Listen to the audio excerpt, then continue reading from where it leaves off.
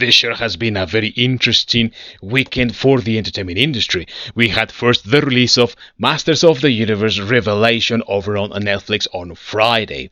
And that show was very controversial even when it was still in production, given that there were some rumors out there that the show was going to feature Tila prominently and that He-Man was going to somehow be sidelined. Those rumors were addressed by Kevin Smith, and he dismissed them, saying that there was nothing of the sort and that in fact it was He-Man who was prominently featured in his show and that it was going to be all about He-Man.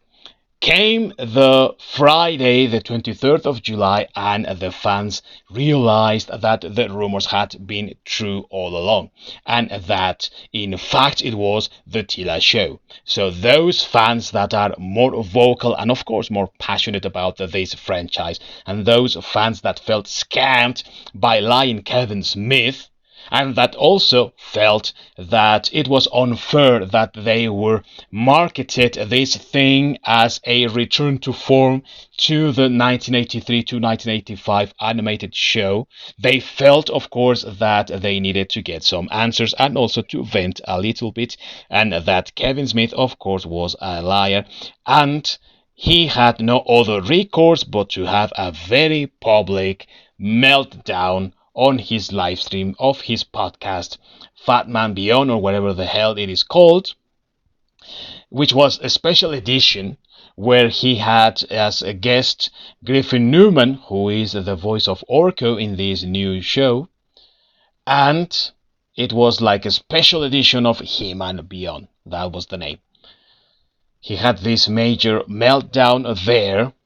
And of course, he criticized and voiced his opinion that fans needed to grow up. And amongst all this, also, we had the release of another 1980s franchise-based product, and this time it was for those G.I. Joe fans in the form of Snake Eyes G.I. Joe Origins. This movie, produced by Lorenzo di Bonaventura, is a major flop.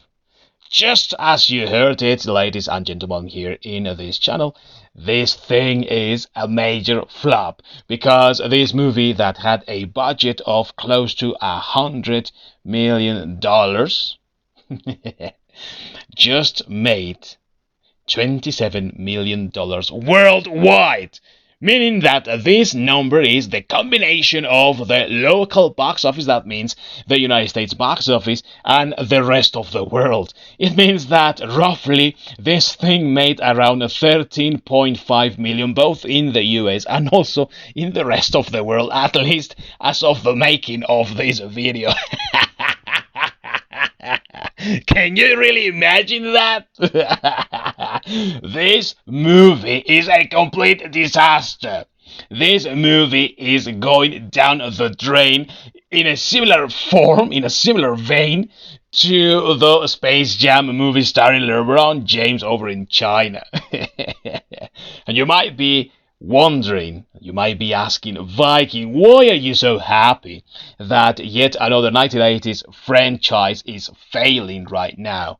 Aren't you supposed to love all those 1980s shows and movies? You are right, I love them. But the fact is that this is not in any way, shape or form close to what the original 1980s shows, series, movies, toys, whatever you name it. This is nothing close to that. What we are having right now in the Hollywood industry is not anything close to what we used to have. And I'm just not only talking about G.I. Joe here, but I am talking about everything that they have rebooted and that they have made sequels of and that they have touched with their filthy fingers. In the case of G.I. Joe, I am not going to say that I am a huge G.I. Joe fan because that would be lying. I like the show. I watched the show. I have seen some of the toys that they are releasing right now that are a little bit more closer to their 1980s counterparts, and they are all wonderful toys. And also the series was okay. It was, of course, a children's show from the 1980s, so it has all its advantages and disadvantages of that time. I am not very familiar with the franchise as a whole. I read some of the comic books, but that doesn't mean that I am an expert in any way, shape, or form. There are, of course, other YouTubers that know a little bit more about this and they are more familiar with it. But I watched the show, I liked the show, and the very few comic books that I have read, they were okay, they were nice. They were written by Larry Hama, by the way, who also approved this thing by saying, yeah, that's what I always wanted. But that in the course of all his run on G.I. Joe didn't even take the time to do or change in any way. So why, once again, are we on this channel happy that this is happening? Simply put, because this is not what the fans deserve. There have been major concerns and also complaints about the Snake Eyes character that is the main character of this movie. Mainly that the character of Snake Eyes was always this secret character that was not shown, but also when his identity was revealed, it was proved that it was a white man, a blonde guy.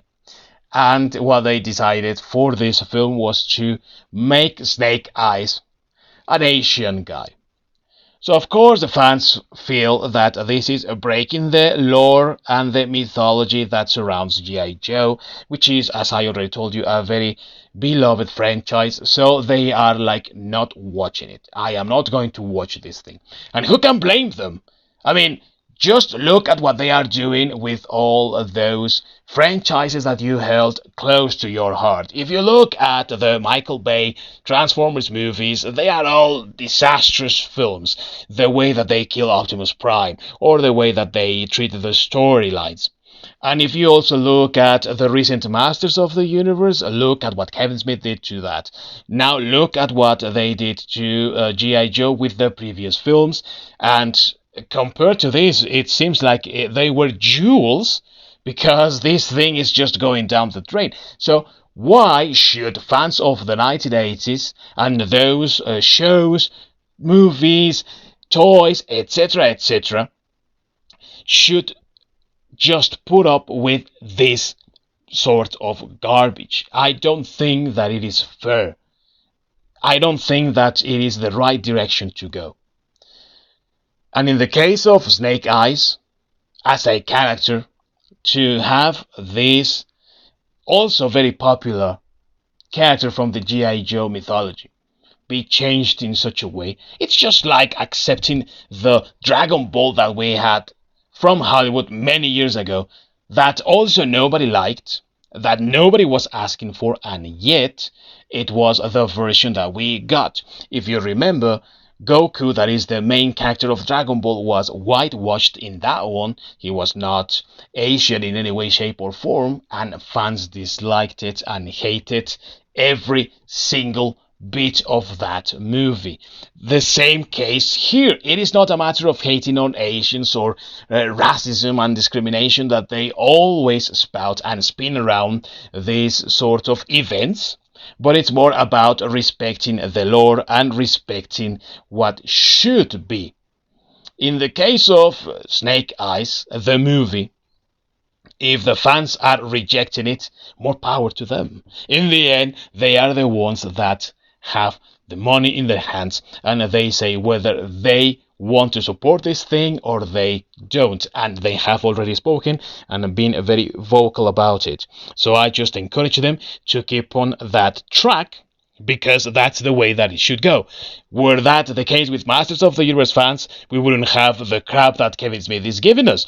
But that is the state of things. So in the case of those Snake Eyes fans out there, what they are doing is just right. It's the right course of action, because it is sending the message loud and clear to all those Hollywood imbeciles out there that we are not going to take crap just because it has the name stamped there in the front cover of our beloved franchises. So that is just great on the part of the Snake Eyes fandom, the G.I. Joe fandom, and wish more people just did exactly that. Let's see if Hollywood once and for all understands that we don't want this and we will continue voting with our wallet.